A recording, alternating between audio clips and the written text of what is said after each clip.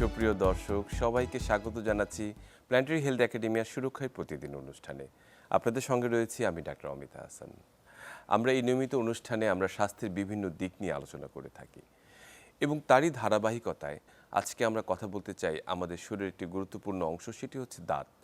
আমরা প্রায়শ বলে থাকি যে দাঁত থাকতে আসলে আমরা দাঁতের মর্যাদা বুঝি না।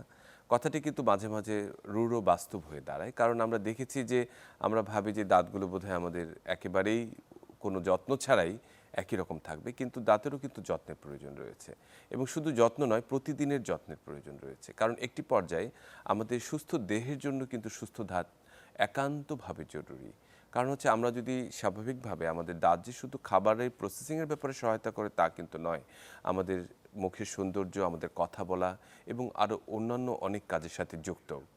কাজে এই দাঁত এবং মুখের সুস্বাস্থ্যের জন্য আমাদের প্রতিদিনের যত্নটি কেমন হওয়া উচিত, এই প্রশ্নগুলো নিয়ে আমরা আজকে সরাসরি আপনাদের সামনে উপস্থিত হয়েছি এবং একই সঙ্গে আমাদের সঙ্গে যুক্ত হতে স্ক্রিনে দেখানো যে নম্বরটি রয়েছেন তাতে কল করে আপনার মতামত এবং প্রশ্ন আমাদের সঙ্গে জানাতে পারেন।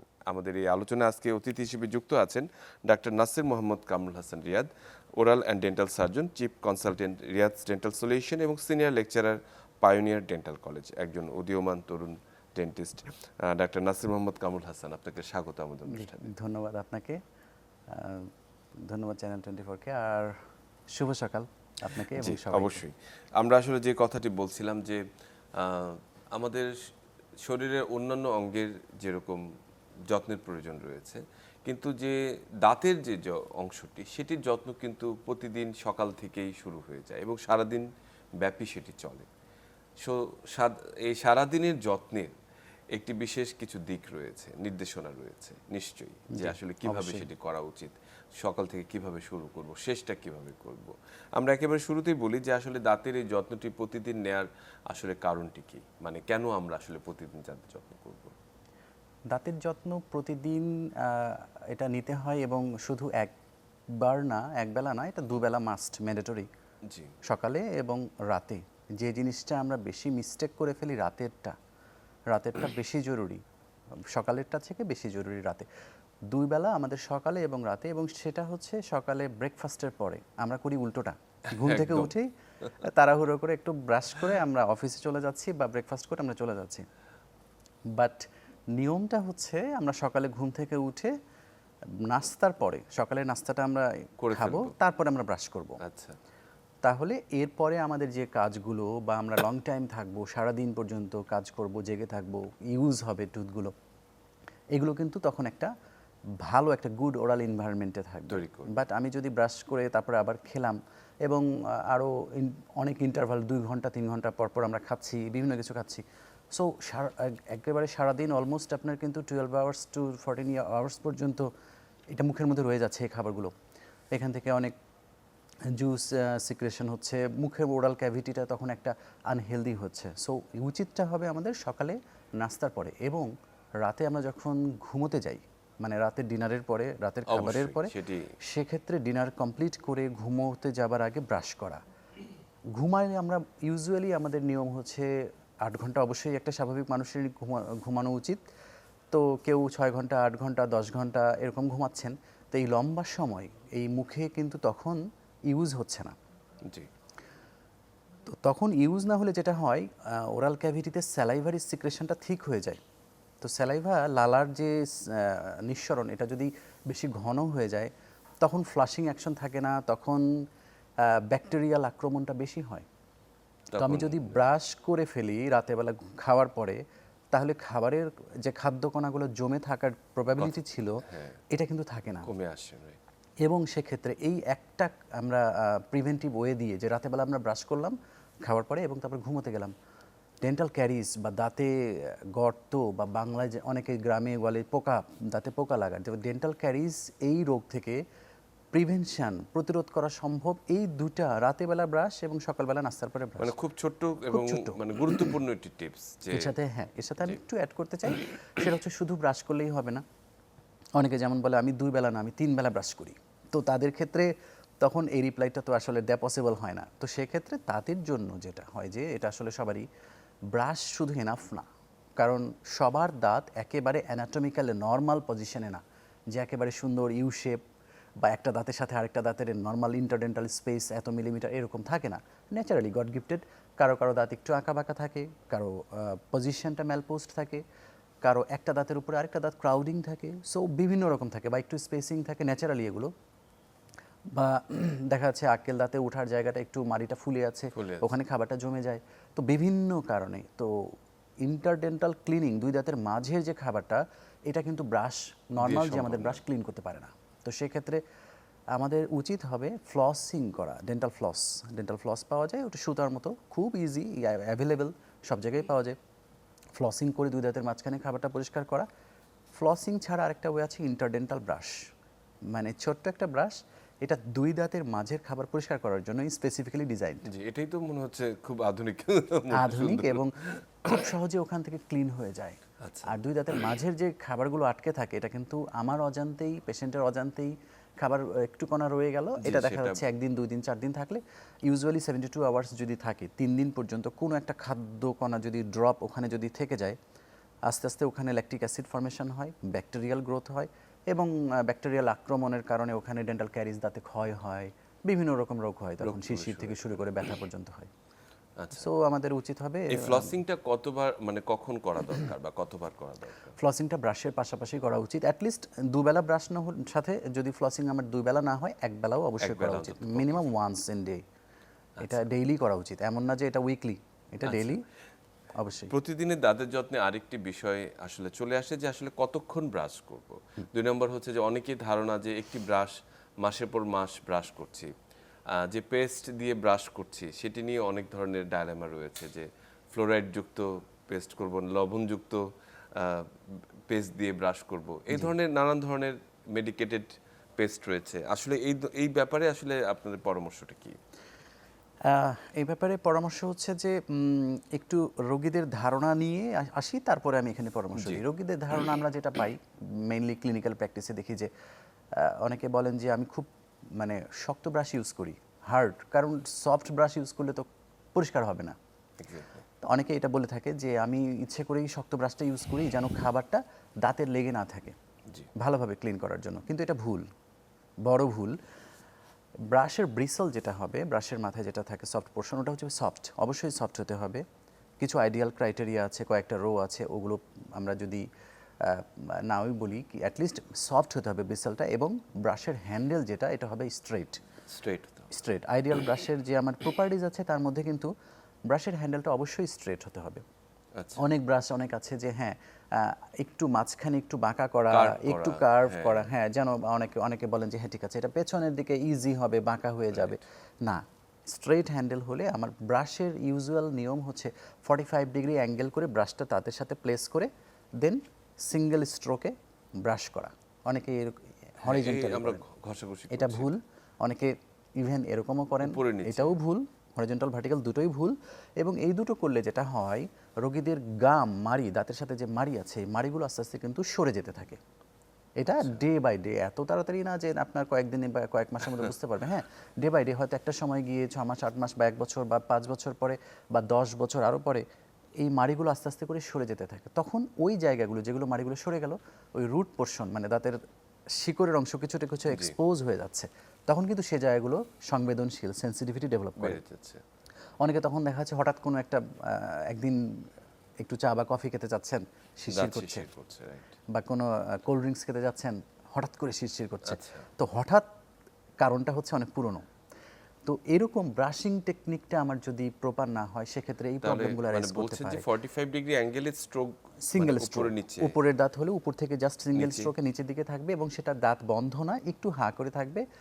এটাকে আমরা বলি মডিফাইড ব্রাশ মেথড। এই মেথডটা হচ্ছে আইডিয়াল। আচ্ছা, তো সিঙ্গেল স্ট্রোকে আমার ব্রাশ করতে হবে, এবং টাইমটা যেটা আপনি বলেন কতক্ষণ, usually 2 to 3 minute enough. 2 to 3 minute is enough, not more than 3 minute. অনেকে আরও বেশি করে, আবার অনেকে আরও কম করে, 30 সেকেন্ড করে, না 2 to 3 মিনিট ইজ এনাফ। আর পেস্টের ক্ষেত্রে যেটা বলছিলেন যে কোন টুথপেস্টটা ইউজ করবে, টুথপেস্ট অবশ্যই আমরা সাজেস্ট করে থাকি যে ফ্লোরাইডযুক্ত টুথপেস্ট। এখন সবাই তো বলে আমার টুথপেস্টটা ফ্লোরাইডযুক্ত টুথপেস্ট, কিন্তু ফ্লোরাইডের আবার নির্দিষ্ট পিপিএম আছে, হ্যাঁ সেটা হয়তো রোগীরা বুঝবেন না।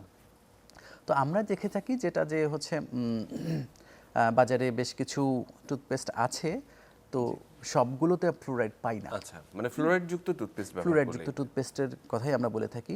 হ্যাঁ, কিছু কিছু টুথপেস্টের ভ্যারিয়েশন আছে, যেমন কিছু ব্র্যান্ড আছে, সেন্সোডেন্ট বলেন বা পেপসোডেন্ট বলেন, অনেকে ব্র্যান্ড আছে।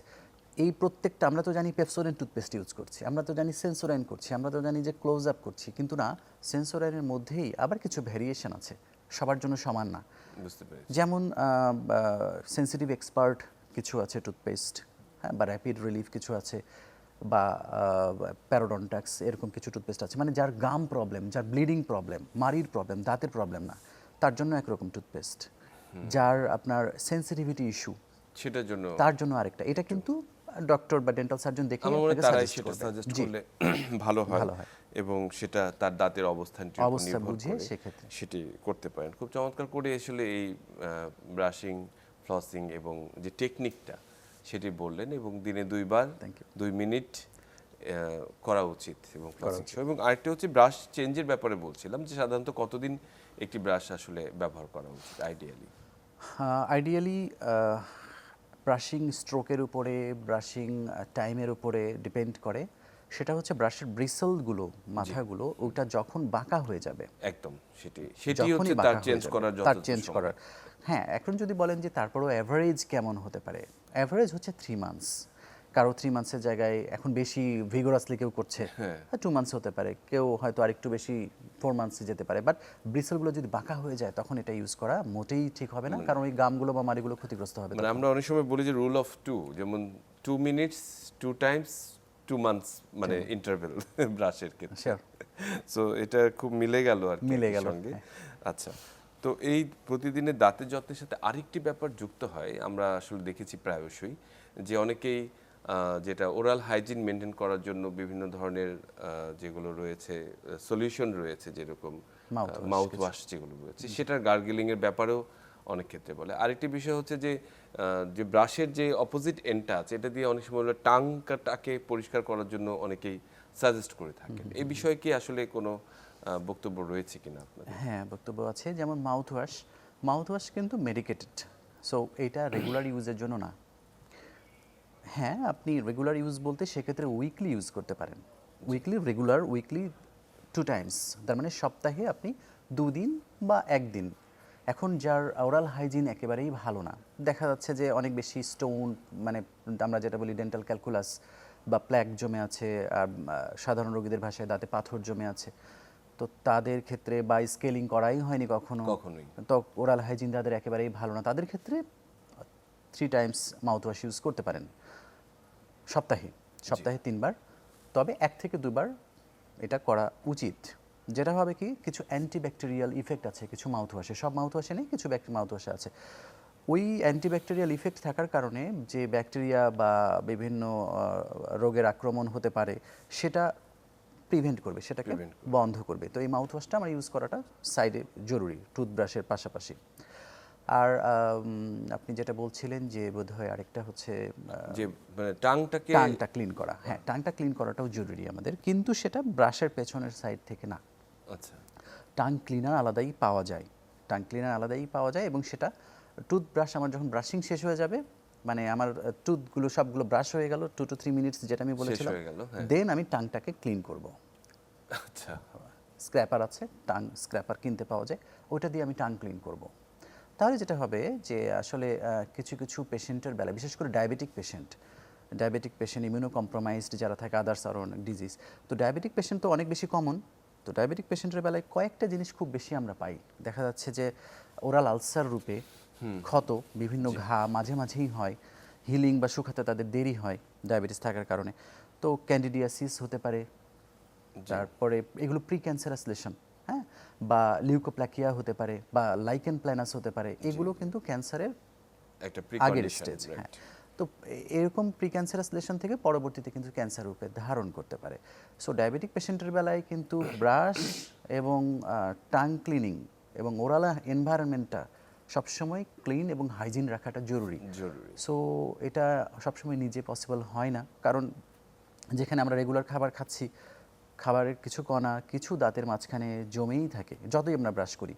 সো প্রতি 6 মাস পর পর অবশ্যই একজন ডেন্টাল সার্জনের সেই প্রসঙ্গটি আমরা আসবো, তবে তার আগে আরেকটি কথা বলিনি, যে অনেকেই আসলে বিব্রত বোধ করে যে মুখ থেকে যে একটা ব্যাড অডর বা দাঁতের মুখে দুর্গন্ধ, দেখা যায় কথা বলছে সেখানে একটি পাবলিক প্লেসে সেখানে একটি দুর্গন্ধ আসছে, মানে এই যে এই জিনিসটা অনেকে চেষ্টা করার পরেও আসছে, বা অনেকে হয়তো দাঁত ব্রাশ করছে বলছেন তারা ক্লিন করছে, কিন্তু তারপরে আসছে, এর পিছনে কারণটি কি এবং এটা দূর করার আসলে উপায়টি কি? এর পেছনে কারণ কিছু ডেন্টাল কজ, মানে দাঁত রিলেটেড ইস্যু আছে, দাঁতের বাইরেও কিছু আরো ইস্যু কিছু আছে, সিস্টেমিক ইস্যু সিস্টেমিক কিছু ইস্যু আছে। এখন আমাদের এটা আসলে চেক করতে হবে। এটা রোগী যখন হয়তো বা বলে থাকেন যে না আমার তো আমি রেগুলার ব্রাশ করি, রেগুলার আমি সবসময় ক্লিন রাখি, ওরাল এনভায়রনমেন্ট আমি হাইজিনিক যেভাবে করা দরকার সেভাবেই করি ডক্টরের পরামর্শ অনুযায়ী, বা হয়তো বলছেন যে আমি রিসেন্টলি স্কেলিং করেছি তারপরেও আমার ইমপ্রুভমেন্ট হচ্ছে না, তো তখন আমাদের এর পেছনে অন্য কোনো রিজন আছে কিনা চেক করতে হবে। সেটা খুঁজতে হবে। তো অন্য কোনো রিজন বলতে খুব কমনলি দেখা যায় যে তাদের লিভার ডিজিজ প্রবলেম থাকে, লিভারের কিছু প্রবলেম আছে, ক্রনিক লিভার ডিজিজ, হয়তো দেখা যাচ্ছে লিভার সিরোসিসের কোনো পেশেন্ট, বা হেপাটাইটিস ডিজিজের কোনো পেশেন্ট, হেপাটাইটিস বা হেপাটাইটিস সি বি বিভিন্ন রকম, তো বা হেপাটিক ফেইলুর, লিভার ফেইলুর, তো এরকম কিছু পেশেন্টের বেলায় মুখের মধ্যে অটোমেটিক ওই লিভারের ডিজিজের কারণে কিন্তু তার ব্যাড অর্ডার বা ব্যাড স্মেল আসতে পারে। চলে আসতে পারে, রাইট।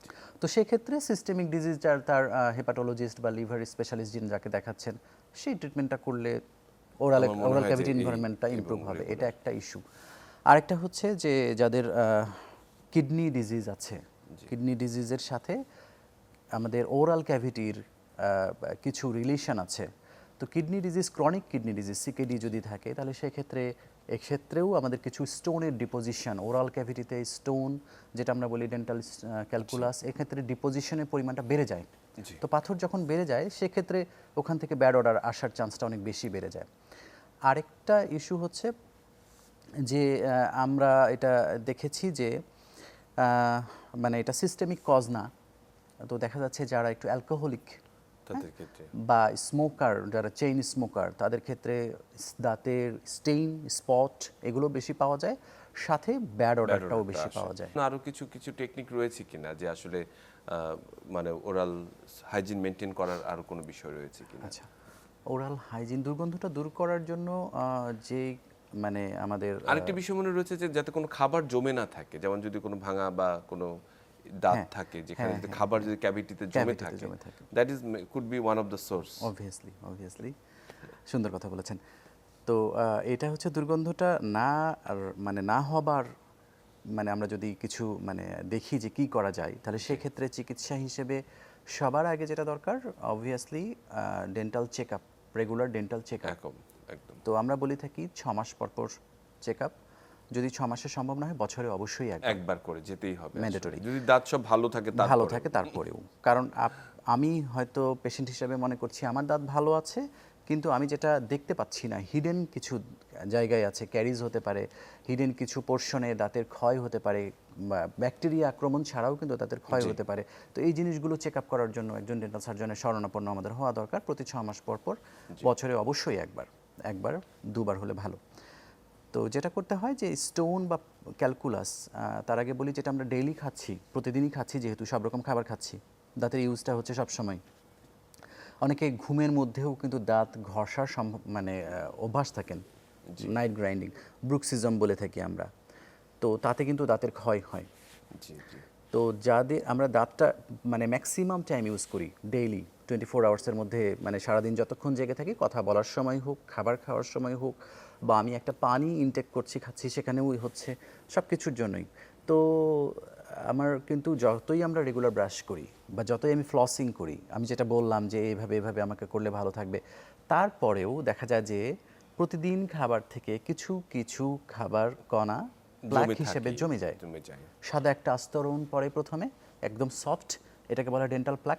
এই ডেন্টাল প্লাকটা যখন 48 থেকে 72 আওয়ার্স, 2 দিন থেকে 3 দিন পর্যন্ত লেগে থাকে দাঁতে, ওখানে শক্ত একটা আবরণ তৈরি আবরণ হয়। তৈরি হয়, রাইট। এই শক্ত আবরণটা বাংলায় পাথর আকারে অনেকে বলে, বা ক্যালকুলাস আমরা বলে থাকি। এটা যেটা করে দাঁতের মাড়ি এবং দাঁত এই দুটোর মাঝখানে জমে যায়, মাড়ি এবং দাঁতের মাঝখানে যেই স্পেস আছে, স্পেসটা রয়েছে। ওই স্পেসটা, ন্যাচারাল স্পেসটা ইউজুয়ালি দেখা যায় না, সেখানে এই পাথরটা জমে মাড়িটাকে আলগা করে ফেলে, একটু গ্যাপ একটু হালকা করে ফেলে। তাতে দেখা যায় যে মাড়িটা দুর্বল হয়ে যায়। সেখানে একটু ব্রাশ টাচ করলে, অথবা দেখা যাচ্ছে কেউ অ্যাপল বাইট দিচ্ছে, জি। অ্যাপেলের সাথে ব্লাড চলে আসে, ব্লিডিং হতে মানে পারে, মানে রক্ত পড়া রক্ত যেটা বলি পড়ে, আর কি, যেটা হ্যাঁ আমরা দাঁতে রক্ত পড়া মানে যেটা রক্ত বলি। পড়া অথবা দেখা যাচ্ছে যে পেয়ারা কামড় দিতে পারছেন না, ব্লাড চলে আসে, অথবা দেখা যাচ্ছে যে ব্রাশের সাথে ব্লাড আসে। এমনকি ব্রাশ ছাড়াও সকালে ঘুম থেকে ওঠার পরে বেসিনে একটু থুতু ফেললেও ব্লাড আসতে পারে। Blood আসতে তো এরকম সিভিয়ারিটি হলে গাম ব্লিডিং যেটা বলে, মাড়ি থেকে ব্লাড, এটা কিন্তু আসতে পারে যদি কিনা এই যে দাঁত এবং মাড়ির মাঝখানে বেশি পাথর জমে যায়, সিভিয়ার হয়। আমরা স্টোনের গ্রেড করে থাকি ক্যালকুলাসে, গ্রেড 1 2 3 4 5 এরকম সিভিয়ারিটি। যদি অনেক বেশি জমে যায়, মাড়িগুলোকে আলগা করে ফেলে এবং ওইখানে ব্লাড ভেসেলগুলোকে উইক করে ফেলে। সো সাথে সাথেই যে কোনো একটা জেন্টল টাচ, যদি খুব সামান্য টাচ লাগে, ব্লাড তাহলেই আসতে পারে সেখান থেকে কিন্তু। রক্ত হ্যাঁ, তো এই গাম ব্লিডিং এটা ওয়ান অফ দ্য কজ। এখন যদি আমার গাম ব্লিডিং এই শুরুতেই যদি আমি সলভ না করি, সলভ বলতে এটা খুব সহজ ট্রিটমেন্ট। আমার যদি স্টোনের কারণে হয় তাহলে জেন্টাল ক্যালকুলাসটা রিমুভ করা, স্কেলিং পলিশিংয়ের মাধ্যমে রিমুভ করা পসিবল। কিছু কিছু ক্ষেত্রে যখন অনেক ডিপ প্লেসে জমে, যেমন পেরোডন্টাল পকেট কিছু হয়, বা একদম অনেক ডিপ পোর্শনে জমে যায়, অনেক লম্বা সময় ধরে স্টোনটা জমে আছে, পাথর হচ্ছে, আমরা স্কেলিং করি না, দাঁতের চেক আপ করি না, তাহলে সেক্ষেত্রে ডিপ কিউরিটিস ট্রিটমেন্ট বলে। ডিপ কিউরিটিস করলে যেটা হয়, ভেতরে কিছু গ্রাউন্ডলেশন টিস্যু, যেটা মানে সেলগুলো, হ্যাঁ, এগুলো যদি জমে যায় সেগুলো কিন্তু আরো ক্ষতিকর। জি, জি, তো সেটাকে আমরা ক্লিন করে ক্লিন ফেলি। করে আমরা সেই প্রসঙ্গটি নিয়ে আসবো, তবে তার আগে একজন দর্শক আমাদের সঙ্গে যুক্ত আছেন, তার কলটি আমরা নিই। আসসালামু আলাইকুম দর্শক, আপনি নাম এবং পরিচয় জানিয়ে প্রশ্নটি করুন। আসসালামু আলাইকুম, আমি ওয়ালাইকুম ইকবাল নাগাইশ ব্রাহ্মণপাড়া কুমিল্লা থেকে বলছি। 10-24 নিয়মিত একজন দর্শক। জি বলুন। আমার একটা প্রশ্ন হলো, আমার কিছুদিন পূর্বে আমার দাঁতগুলো আপনার ড্রেসিং করেছিল। তো এটা আমার দাঁতগুলো খুব শিরশির করতেছিল। তো এখন আমি যখন ডাক্তারের কাছে গেলাম, উনি বললো যে আমার বেশ কয়েকটা দাঁত মারি আপনার ক্ষয় হয়ে গেছে। জি তো আমি যখন যে আপনার করি, তার আগে ব্যথা ছিল। তো করার পরে আর এই ব্যথাগুলো নাই। এখন বর্তমানে আমি এই আমার দাঁতের যে ক্ষয়টা হয়েছে, এটা রিভিল করার জন্য আমাকে কোন কোন পন্থা অবলম্বন করতে হবে, আমাকে একটু যদি বলতেন আমি উপকৃত হতাম। জি জি জি জি। আর আমাদের সঙ্গে আমরা আপনার প্রশ্নটি নিচ্ছি, একই সঙ্গে আমাদের সঙ্গে আরেকজন দর্শক যুক্ত আছেন, তার প্রশ্নটি একই সঙ্গে নিয়ে নিই। দর্শক, আপনার নাম এবং পরিচয় জানিয়ে প্রশ্নটি করুন। দর্শক, আপনি কি শুনতে পাচ্ছেন আমাকে? আমাকে শুনতে পাচ্ছেন? শুনতে পাচ্ছেন কি? হ্যালো, হ্যাঁ জি শুনতে জি জি পাচ্ছি। বলুন। হ্যাঁ হ্যাঁ, আমি বলছি কি, আমার ওই যে দাঁতের মাড়িটা উপরের ইয়েটা, ওইটার পাশের যে আক্কেল মাড়ি উঠছিল, তখন খুব ব্যথা জ্বালা যন্ত্রণা ছিল। জি ওইটা উঠাই ফেলেছি। জি এখন ওইটার পাশে যেটা আছে, ওইটা আমি কিছু খেতে গেলে শক্ত কিছু দাঁতের নিচে পড়লে খুব ব্যথা করে। জি এখন এটা কি করণীয় আমার? জি জি। অসংখ্য ধন্যবাদ দর্শক, আমরা দুটি প্রশ্ন পেয়েছি ডক্টর কামরুল হাসান। প্রথম যে প্রশ্নটি আমরা পেয়েছি, যে একজন দর্শক আমাদের কুমিল্লা থেকে প্রশ্ন করেছেন যে তার দাঁতের কিছু চিকিৎসা উনি করিয়েছেন, কিন্তু তারপরেও দাঁতগুলো মাঝে মাঝে মনে হচ্ছে যে ওনার ক্ষয় হয়ে যাচ্ছে, এবং ক্ষয়টিকে বা ডিকেটাকে প্রিভেন্ট করার জন্য উনি কি করবেন? আচ্ছা, উনি বলেছিলেন যতদূর মনে হয় যে উনি কিছু ট্রিটমেন্ট নিচ্ছেন নিয়েছেন, এবং হ্যাঁ। সেক্ষেত্রে ব্যথা আগে ছিল, ব্যথাটা বোধহয় এখন নেই। ব্যথাটা নেই। আচ্ছা, আর উনি ক্ষয় হয়ে যাচ্ছে এটা উনি বুঝতে পারছেন, সেটার প্রিভেনশন কিভাবে ভালো জি, থাকা যায়। সেটি তো বলেছেন। আসলে ক্ষয় হয়ে যাওয়াটা যেটা হচ্ছে যে আপনার দুরকমভাবে, একটা হচ্ছে দাঁতের গর্ত হয়ে ডেন্টাল ক্যারিজ যেটা আমরা বলি, আরেকটা হচ্ছে কোনো রকম ক্যারিজ বা ব্যাকটেরিয়াল আক্রমণ ছাড়াই, গর্ত না হয়েই হতে পারে ক্ষয়। তো যেটা ক্ষয় কমন হচ্ছে ব্যাকটেরিয়া আক্রমণ করে দাঁতে আস্তে পোকা আস্তে লাগা, দাঁতে যেটা বলে পোকা, কালো হ্যাঁ, হয়ে যাচ্ছে, সেটা ক্যারিজ হয়ে যাচ্ছে গর্ত নষ্ট হয়ে আকারে, আস্তে আস্তে তখন ওখান থেকে শিরশির করে, আস্তে আস্তে ব্যথা হয়, ক্ষয় হয়ে যায়, খাবার টাবার আটকে থাকে, জমে যায় গর্তে। তো এটা যদি আমরা যদি খাবার খাওয়ার পরে যদি খাবারটা ঠিকমতো যে ক্লিন না হয়, সেটা যেভাবেই হোক, মানে হিডেন আকারে হোক, বা আমার মানে রেগুলার ব্রাশ হচ্ছে না ঠিকমতো, যে কোনো কারণেই হোক, যদি খাবারটা ওখানে জমে থাকে, ডেন্টাল ক্যারিজ হতে পারে। তো সেক্ষেত্রে আমার খাবার খাওয়ার পর ওই যেটা আমি বলেছিলাম শুরুতেই, দুবেলা ব্রাশ করা উচিত, ফ্লসিং করা উচিত, ইন্টারডেন্টাল ব্রাশ করতে পারলে আরও ভালো। এর সাথে মাউথ ওয়াশ সেভাবে যদি উনি ব্যবহার নর্মাল করেন উনি ইউজ করেন, এবং এর সাথে হাইজিনটি যেটা মেনটেন করেন এবং নিয়মিত ভালো চেকআপে থাকবেন। থাকেন। আরেকটা হচ্ছে, জি যদি আমরা যেটা বললাম যে ক্যারিজ ছাড়া, ব্যাকটেরিয়াল আক্রমণ ছাড়াও ক্ষয় হতে পারে, দাঁত ক্ষয় হতে পারে। সেটা হচ্ছে অ্যাট্রিশন, অ্যাব্রাশন, ইরোশন, তিনটা টার্ম আমরা বলি জি আমাদের ডাক্তারি পরিভাষায়। তো সেটা হচ্ছে কীরকম, সেটা হচ্ছে যে ব্রাশিং টেকনিকটা যদি আমার ভুল হয়, রং ব্রাশ অর রং ব্রাশিং টেকনিকটাই শুধু ঠিক হলে হবে না, ব্রাশ সিলেকশনটাও ঠিক করতে প্রপার হওয়াটা জরুরি। তাহলে আইডিয়াল ব্রাশ যেটা আমি বলেছিলাম একবার মাঝখানে, তো ওই ব্রাশের সিলেকশনটা দরকার, সাথে প্রপার ব্রাশিং টেকনিক যদি না করি তাহলে ওই গামগুলো আস্তে আস্তে সরে যায়, যেটা বলেছিলাম ওইটাকে বলা হয় অ্যাব্রাশন। অ্যাব্রাশন হলে তখন ওই জায়গাগুলো শিরশির করে, ক্ষয় হয়ে যায়। তো সেটা ব্রাশিং যদি আমি ঠিক মতো করি তাহলে কিন্তু ওটা হচ্ছে না। হ্যাঁ প্রিভেনশন হয়ে যাচ্ছে। আর অ্যাট্রিশন মানে হচ্ছে রাতেবেলা যাদের ঘুমের অভ্যাসে মানে দাঁত কাটার অভ্যাস কিরমির যেটা বলে, করছেন আর কি। হ্যাঁ দাঁতে দাঁতে ঘষা, যেটা নিজের অজান্তেই নাইট গ্রাইন্ডিং করে, ব্রুক্সিজম বলে। তো তাদের ক্ষেত্রে আমরা একটা নাইট গার্ড একটু মানে একটা বানিয়ে দিই, তৈরি করে দিই একটা দাঁতের শেপ তৈরি করে, অথবা ওক্লুসাল স্প্লিন্ট বলে। তো এরকম কিছু জিনিস আমার দাঁতের মাপ নিয়ে তৈরি করে দিই, তাহলে সেই ক্ষেত্রে কিন্তু এটা প্রিভেনশন করা যায়। আচ্ছা। আর নরমালি কি দাঁতের ক্ষয় হতে পারে যে বয়সের সঙ্গে সঙ্গে দাঁতগুলো বয়সের সাথে পাতলা সাথে হয়ে যাচ্ছে? দাঁত কোনো ক্ষয় হয় না। যেটা হয় যে দাঁত যেটা অ্যালভিওলার বোন, আমাদের এই চোয়ালের হাড়ের মধ্যে এই যে দাঁতগুলো বসানো থাকে অ্যালভিওলার বোন, এই বোনগুলো আস্তে আস্তে একটু ডিকে হয়। সেক্ষেত্রে দাঁত আর বোনসের মাঝে যে জয়েন্ট, গম্ফোসিস জয়েন্ট বলে, জয়েন্ট আস্তে আস্তে দুর্বল হয়। যেটি আমরা শুনলাম। আমাদের সঙ্গে আরেকজন দর্শক যুক্ত আছেন, তার প্রশ্নটি নিয়ে নিই। দর্শক, আপনার নাম এবং পরিচয় জানিয়ে প্রশ্নটি করুন। আসসালামু আলাইকুম। ওয়ালাইকুম আসসালাম। আমি আমার আম্মুর জন্য প্রশ্নটা করছি আর কি। জি, বলুন। আমার আম্মুর বয়স হলো 56 বছর প্রায়। তো উনি দীর্ঘদিন যাবৎ সোরিয়াসিস আর্থ্রাইটিস আক্রান্ত এবং ডায়াবেটিস এবং হাইপারটেনশনের রোগীও উনি, এবং ওনার অ্যাজমাটিক কিছু ব্যাপার আছে। জি, তো আম্মু বর্তমানে সোরিয়াসিস আর্থ্রাইটিসের জন্য একটি বায়োলজিক ইটাসেপ নামে একটি বায়োলজিক, সেটা 2 সপ্তাহ পর পর ব্যবহার করছেন। তো আমরা রিসেন্টলি আম্মুর দাঁতের আপনার ক্যাভিটিসের জন্য আমরা ডাক্তার কাছে গিয়েছিলাম। তো উনি কিছু ফিলার ইউজ করেছেন এবং বলেছিলেন যে আপনার আমার আম্মুর ডান পাশের নিচের তোয়ালের সর্বশেষ দাঁতের গোড়ায় একটু ইনফেকশন আছে। আমাদের ওনারা এক্সরে করে দেখিয়েছেন। জি। তো ইনফেকশনের যে ব্যাপারটা ছিল, তো আমাদের ডাক্তার বলছিলেন যে অ্যান্টিবায়োটিক মানে ওই দাঁতটা ফেলে দিতে জি। হবে, এবং আপনার ওই দাঁতটা ফেলে দেওয়ার একদিন আগে থেকে একটা অ্যান্টিবায়োটিক শুরু করতে হবে, তার যেটা রোফোস্ল্যাব 250 মিলিগ্রাম এটা দিয়েছিলেন। এবং বলেছিলেন যে এর আগে ট্রাসিড নামে একটা ট্যাবলেট খেতে হবে, যেহেতু আম্মু মাঝে মধ্যে ক্লোপিড 75টা খেতেন। তো ওই ব্লাড থিনারটা বন্ধ করে ট্রাসিডটা একটু খেতে হবে, এটা বলেছিলেন। তো তা আমার যেটা প্রশ্ন হলো যে উনি যেহেতু যেহেতু অটোইমিউন ডিজিজে আক্রান্ত আছেন এবং এক ধরনের বায়োলজিক্স যেটা ইটাসেপ নামের যে বায়োলজিক্সটাও ব্যবহার করছেন, তো এমত অবস্থায় কি মানে প্রথম প্রশ্নটা হলো এমত অবস্থায় কি দাঁত ফেলানোর যে ব্যাপারটা এটা সেটি করা যাবে কিনা? এটা কি যাবে কিনা, এটা একটা প্রশ্ন। এবং আরেকটা প্রশ্ন হলো যে আমি যদি কোনো কারণে মানে দাঁতটা না ফেলে শুধু অ্যান্টিবায়োটিক গ্রহণ করে কি এটা চিকিৎসা হবে কিনা? বুঝতে পেরেছি। দর্শক, আপনার প্রশ্নটি আমরা গ্রহণ করছি। তাদের প্রশ্নটির উত্তরের মাধ্যমে শুরু করতে চাই এই অংশটি। প্রথমজন যিনি প্রশ্ন করেছিলেন যে ওনার একটি সম্ভবত Third molar, থার্ড আক্কেল দাঁত মোলার যেটা। বা আক্কেল দাঁত যেটি বলি আর কি, উনি ফেলে দিয়েছেন, সেটি ফেলে কিন্তু দিয়েছেন। সেখানে- তার পরবর্তীতে যে জায়গাটি স্পেসটি রয়েছে সেখানে খেলে পরে উনি ব্যথা করছেন, তার আগের দাঁতটি সহ কি করতে পারেন? সেক্ষেত্রে যেখানে উনি ফেলেছেন, সবার আগে আসলে আমাদের সতর্ক হওয়া উচিত যে আমরা যেখানে যাচ্ছি, যে ডক্টরের কাছে যাচ্ছি, উনি রেজিস্টার্ড ডেন্টাল সার্জন কিনা। একদম। বিডিএস মানে মিনিমাম বিডিএস ডিগ্রি যদি থাকে তাহলে উনি বাংলাদেশের রেজিস্টার্ড একজন ডেন্টাল সার্জন। যদি বিডিএস ডিগ্রি না থাকে, অন্যান্য অনেক কিছু যদি যেটাই থাকুক, উনি কিন্তু প্র্যাকটিস করার জন্য ডেন্টাল সার্জন হিসেবে বাংলাদেশের স্বীকৃত না। তো আমরা বাংলাদেশের খোদ ঢাকায় এরকম অনেক আছে কোয়াক, যারা মানে কোয়াক বলতে যারা রেজিস্টার্ড ডেন্টাল সার্জন না, সেক্ষেত্রে গ্রামে গঞ্জে তো অ্যাভেলেবেল। তো আমি কি ভুল কোনো ডক্টরের কাছে গেলাম কিনা এটা আমাকে আগে চেক করা দরকার। কারণ ওনার ক্ষেত্রে যেটা হওয়ার সম্ভাবনা বেশি, আক্কেল দাঁতটা হয়তো উনি উঠিয়ে ফেলেছেন বলছেন, কিন্তু ভেতরে শিকড়টা হয়তো রয়ে গেছে, দাঁতের শিকড়, রুট পোর্শন, যেটা দেখা যাচ্ছে না, জি, জি। মাড়ি তো ঢেকে আছে। তো যদি শিকড় থেকে যায়, একটা হোক, ইউজুয়ালি নিচের দাঁতের বেলায় 2টা শিকড় থাকে, তো একটা হোক বা 2টা হোক বা যে শিকড় হোক, যদি ভেঙে থাকে ভেতরে, ওখান থেকে ব্যথা হতে পারে, ওখান থেকে ইনফেকশন হতে পারে, ওখান থেকে ওনার সোয়েলিং হয়ে অনেক ডেঞ্জারাস ইনফেকশন, সেলুলাইটিস এরকম ফর্ম করতে পারে।